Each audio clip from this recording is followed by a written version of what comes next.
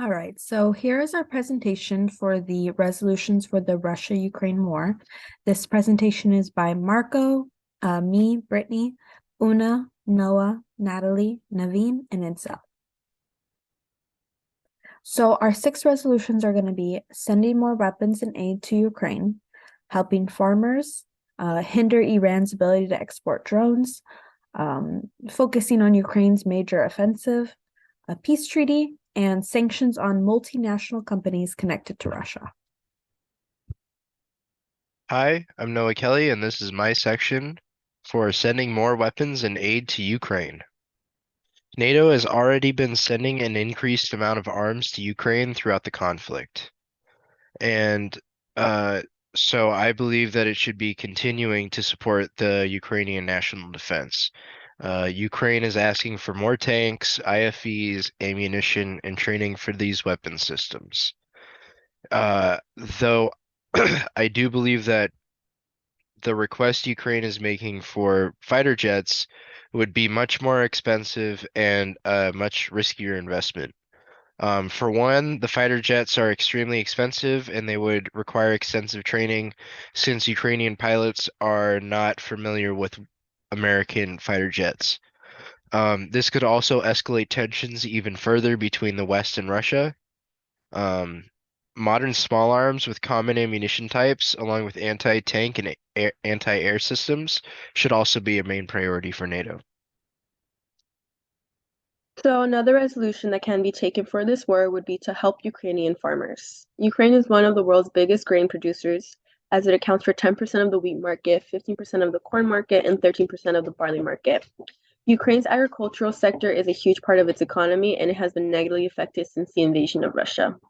Currently, there is now a global hunger crisis as a consequence of the war, and since most of the Ukrainian buyers of these grains are the poorest countries in the world. Now there are only 3 ports that are considered safe, and in order for things to be done and for this war to be over and for those to not be as affected, Russia must allow more ports to be open to revive its economy for Ukraine specifically, and in return they would get valuable prisoners that they've gotten detained since the start of the war. Hello, our next resolution is hindering Iran's ability to export drones. Iran assisted Russia immensely during the war with Ukraine.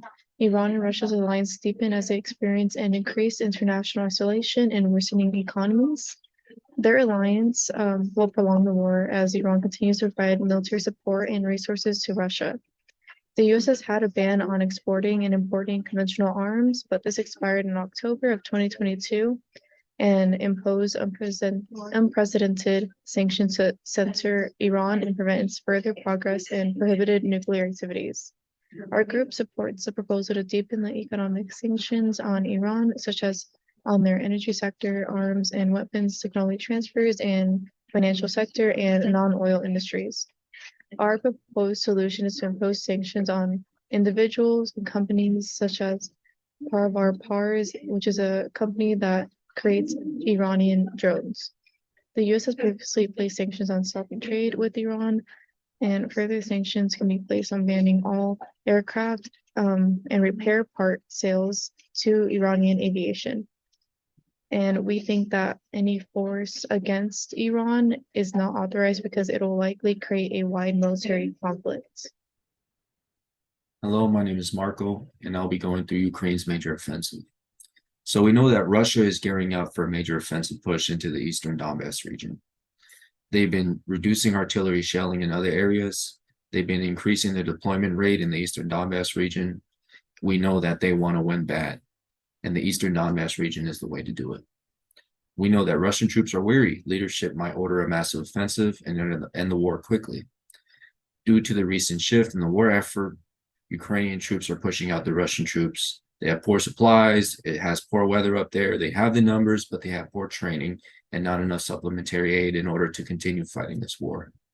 Ukraine is in a much better position than Russia. The war effort has been going in their favor. They keep winning battles. They keep killing the Russian forces.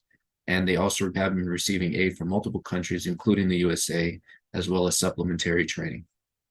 So a couple of options for the Ukrainian offensive.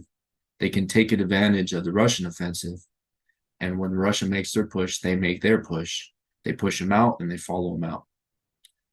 Another possible outcome is that the Russian offensive is made, but in an area with less military presence.